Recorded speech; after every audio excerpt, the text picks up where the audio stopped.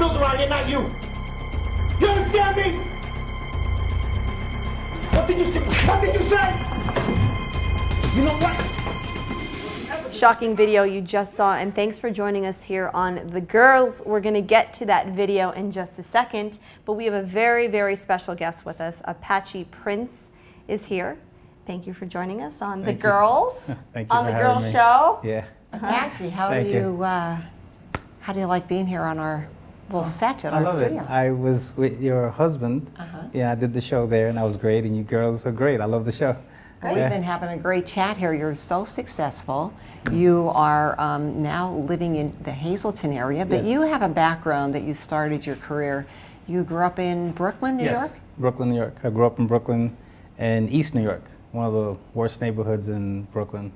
And Yeah. how did you escape all of that madness and end up so great like you are? What was it when you were a kid that you did? My dad, basically, he was a singer before me in Dominican Republic. And so when he moved into the States, he had me take piano lessons to keep me off the streets. So and every time he was performing, I would be on stage. I was like 8, 9 years old, and I would be with my father.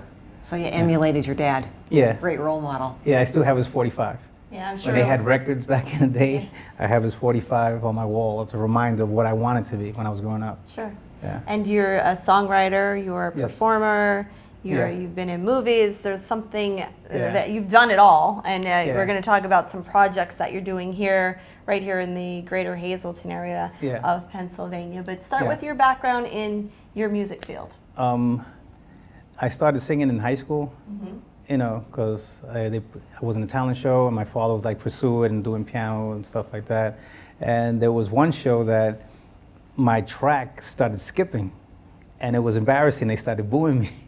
So I told them, take off the track. I started just doing it a cappella, and the audience was clapping, and it came off pretty well. And the feeling, the sensation that I had being on that stage is something that I really like doing this. And I just never stopped. So you like the applause. Yeah, it was like the best high I could imagine. I mean, I don't smoke and I don't drink, really. And everybody says, oh, I'm always high. And I'm like, you know what? If this is the high that I want. You get Being high on life. Stage, I get high on life, yeah. So what are some of the projects that you've been involved with? Let's see, I've been... Musically. Let's talk about that first. Spanish, like I opened up for Daddy Yankee. He was big back in the 2000. I was with my cousin Secreto. That's his stage name, Secret. And we sold 2.8 million copies back in '98 with a song that we did together.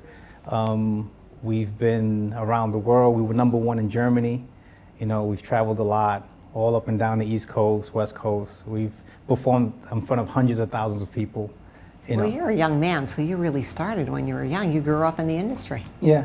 I grew up in the business. That's all I have ever known, basically. And you have a family that's also, you have brothers and sisters who are in the business as well? Yeah. How many brothers and sisters? I have 2 brothers and a younger sister. My brother Anthony, he's worked with J.J. Abrams on Fringe. He just finished working on a show called Blacklist. That'll be out on NBC this October or September. And he's worked on Carrie Diaries. He's worked on anything you could possibly imagine. You know, The Other Woman he just worked on with Cameron Diaz. He just did that. And they went to Atlantis. So he sends me pictures from Atlantis. The hotel is beautiful. Of course. Yeah. Bragging rights. Yeah. Right? Bragging rights. Yeah. And he also worked on Batman and Men in Black. So on my Facebook page, you'll see him in pictures in the Batwing, the Batmobile, all the Batman props. You'll see my brother with them. Well, you've been with some heavy hitters yourself, though. How about Jennifer Lopez? Yeah. And you've been in The Sopranos and a lot of great movies. So, yeah, you know, James Gandolfini, may he rest in peace. I worked with him on Sopranos. You know, I have a picture with him, and he was a great guy. Great guy. Yeah. And he says, Apache, hang in there. Yeah. You know, if you want it, hang in there, because if it was easy, everyone would be doing it. You know. That's the difference. Well, what was your first role? My first role, I worked with Alex Cruz. I was a drug dealer, and most people, that's what they think I am, because I guess I look the part. So it's like typecast, yeah. So I actually went on the movie set for $30 for 12 hours work.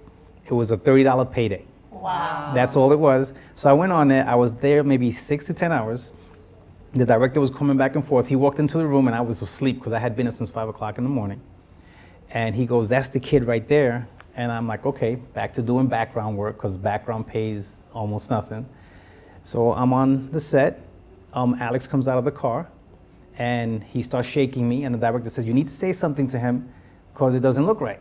So me and him start going back and forth, exchanging lines.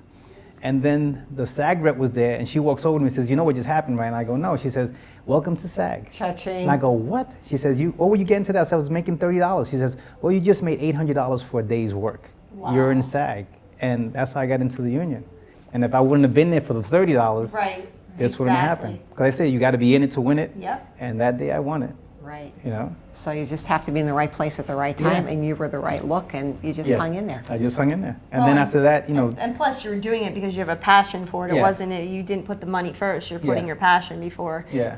the success of that. yeah, because I like doing it. I like to act. And people are like, have you ever been in acting class? And I says, how many times have you guys lied to a woman to take her out to dinner for all kinds of stuff? That's acting. So you're a born actor. There you go. All men are born actors. All right? men are born actors. Yeah. So, what's your tie to Hazleton? You've lived in New York City, you've traveled the world, and we like to give people a fresh new look of people who come into the city and your view of what's going on here and that type of thing. There are a lot of beautiful properties in Hazleton, and I just got lucky and I found one. And when I moved here, I was like, wow, this is a great town, and the house was beautiful. It was like a block over from, not too far from City Hall.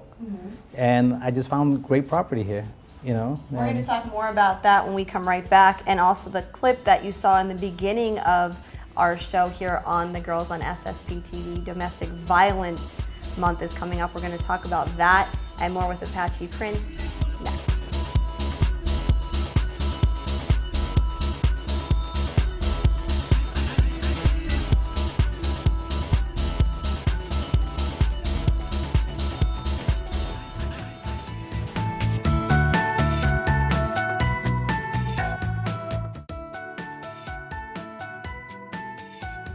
And welcome back to the girls. You're watching us here at SSP TV. We are with our special guest today, actor, songwriter, singer, you name it, he does it, Apache Prinze. Apache, before we went out to break, we've been enjoying our chat with you, talking about you're now living in Hazleton. You're a Hazleton resident. Yes. How did you find Hazleton coming from New York City? What made Hazleton stand out for you as a place that maybe you wanted to live? Well, actually, my brother lives here, and he, let me see, about 6 years ago. 6 years ago, he moved into town, so I came to visit him a couple of times.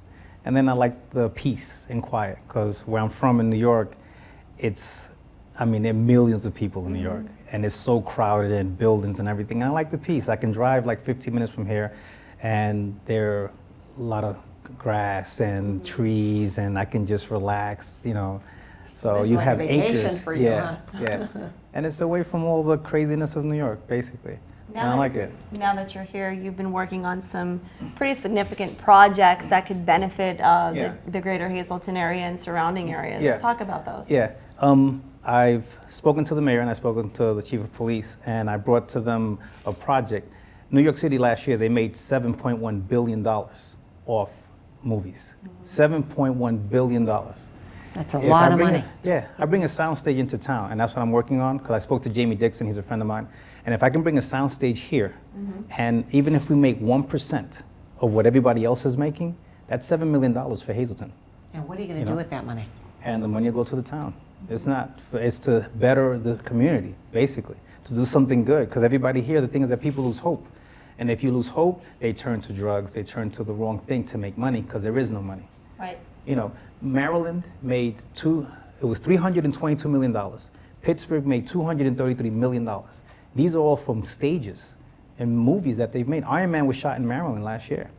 The movie business has a lot of money. And the one thing that doesn't suffer in the recession, entertainment, movies and music, it doesn't suffer. And even if you talk to the people from Regal Cinemas and all of the Yeah. cinemas, they say one thing that doesn't go bad, despite the economy up or down, is people like to go to the movies. And if you build a soundstage, and they'll come. People will come. Right, build it and they will come. Build it and they will come. So we need participation. So if everybody out there watching, when this does happen, if everybody gets together and will support you with whatever we can do with that to help this make a reality, that would make this be, dream come true. Yeah, and then the town, they're talking about we need change.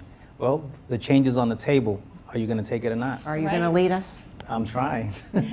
Where would you put the, is it the amphitheater? Yeah, the soundstage Yeah. would probably be built. Can Do had offered land, and so does West Hazleton, the supervisors. They also offered to lease me property. I need about 20 acres. Okay. So I'm in discussion right now with a couple of different people to get this off the ground. You know? So you're having a lot of positive feedback. Yeah. The mayor's like, keep it in Hazleton. And I'm like, even if it's here in Hazleton or close by, it'll affect the whole community. Oh, sure. You know, the whole area is going to be affected by this. And when do you see this dream become a reality? Hopefully in 2 years. That's about Be 2 something years. great to look We're forward looking to build it starting next year. That'll be fabulous. Yeah. You have some great ideas. So with the big city upbringing that you do have all that brain power behind it as well, because you're coming to a small town. Yeah. So you have the experience and you have the knowledge of what we could do here. That's a Yeah. great thing that you're going to Yeah. offer. Yeah, because I'm always at Steiner Studios in Brooklyn, and that's a huge studio. And that studio, once it was built, it changed the neighborhood. Because that neighborhood at one point, it was so bad that the landlords were just walking away from their properties back in the 90s. They were just leaving them, Yeah. walking away, got fed because up. it was crack infested and nobody wanted to be there.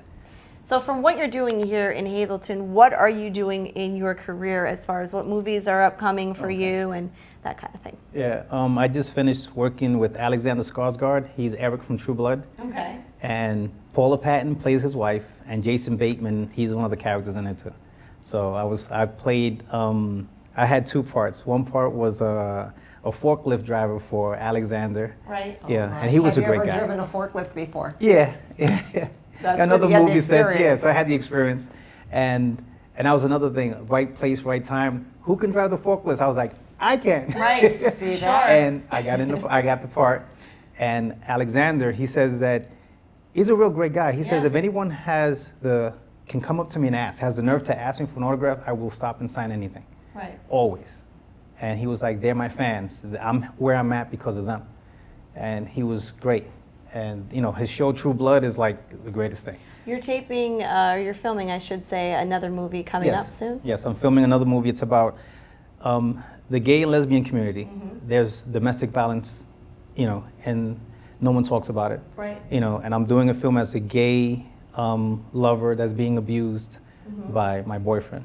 So that's what I'm playing. And speaking of domestic violence, we're going to talk about the clip that we saw in the beginning Yeah. of our show, and also we're going to talk about what you're doing to help with domestic violence, right? Okay. All right, we'll be right back on The Girls.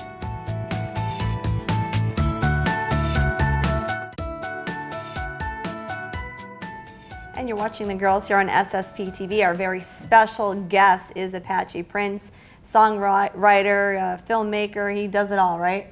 I try. All right. So we're talking about domestic violence and how Yeah. you're spreading awareness to domestic violence. The beginning of The Girls, we saw a little clip of a Yeah. movie that you're in. So explain what that was about.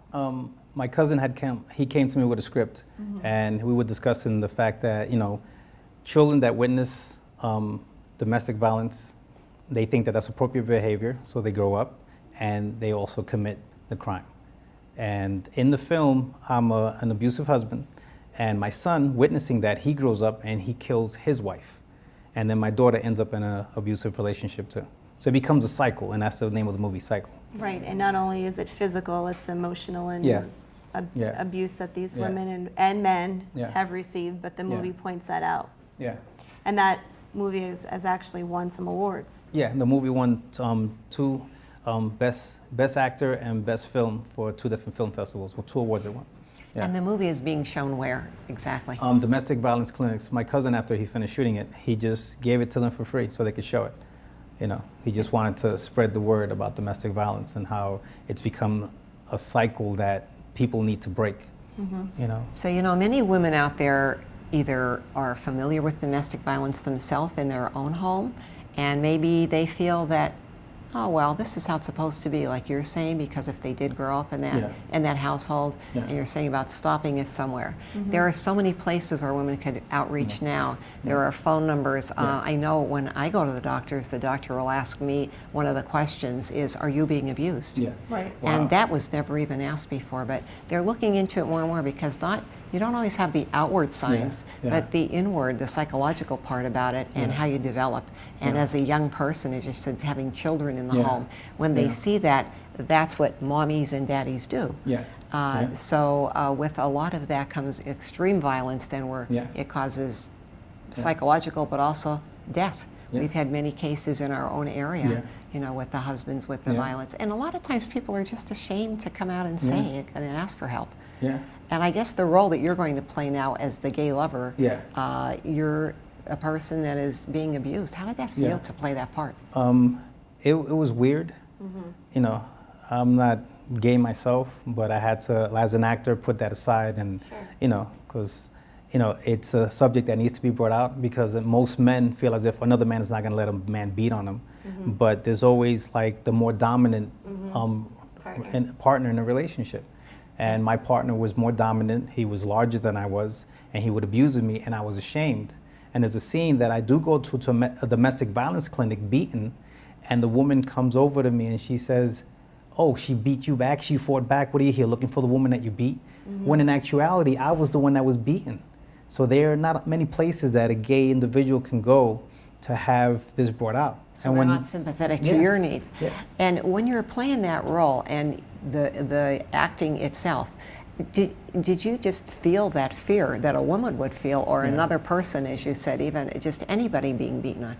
I guess it's very frightening to face it. Yeah, you fall into the role, and you try to look like just picture yourself in a situation that you don't have the strength to fight back, and someone is choking you out, and you're just laying there and being beaten. Then you don't find a way out.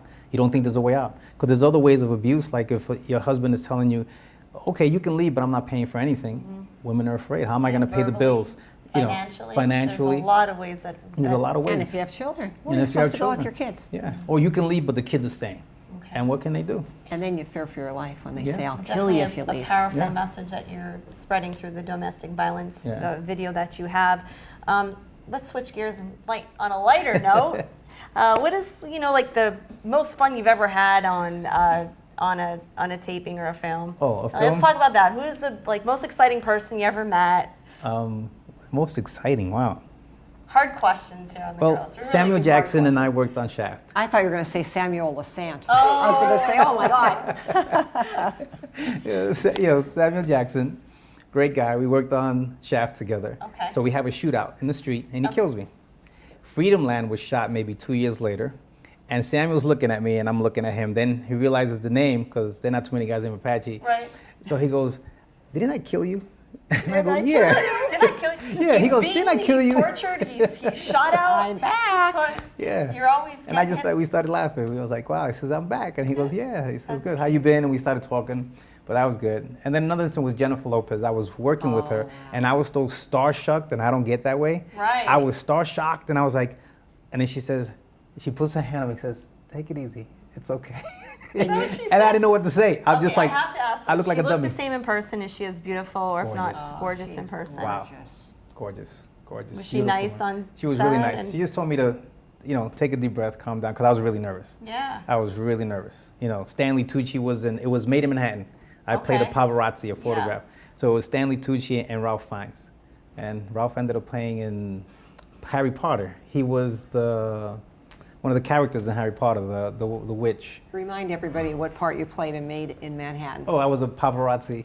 The paparazzi. Yeah. So here's Jennifer Lopez. Yeah. You're here on the set. Now you're starstruck, and you have to go on and just, act. Act, yeah. But that's great stories that you have coming up through the ranks. Yeah, trying to just stay positive with everything, and I thank God that everything's been just working out. Well, you're well grounded. Nothing went to your head. You just seem like the average guy, and just working for a good cause. You want to give back to the community and give to other people, and it seems like you're pointed in the right direction. I think great things are going to happen for you. Well, thank you. You're a good nut. That's what she means. You're a good nut. I just try, because basically, I wouldn't be where I'm at if it wasn't for people that like what I do, And I don't like calling them fans. I just like calling them friends. Right. Friends that they enjoy what I do, and I enjoy their company when I'm doing it. Well, you do have Yeah. Facebook and everything where people Yeah. can pick up and follow your Yeah. career, Yeah. and they could watch us here at SSP Yeah. TV, watch us online. Yeah. We'll follow your career and keep them posted on what you're doing. Well, it's been a very great pleasure to not only meet you again, Well, but to interview you and thank have the you. time Thank to you. spend with you again. Thank you for taking time out of your day and sharing it with everybody. And hopefully we'll work again soon with the domestic violence Yeah. and the stage as well. Definitely. And we Definitely. know you had more fun on the girls than on the Sam Essential. We have to point that out just for Sam. Sorry, Sam. They're much sorry prettier than you. about it. Well, Yeah. thank you so much, Thank and you I'm for sure we'll having be me. working together again on some projects, and also when you bring this major project to town. But Yeah. again, like my mom said, you could find Apache on social media, and we're really happy to have you here in Greater Hazleton to show off everything we have to offer this great community. We'll see you next time right here on The Girls.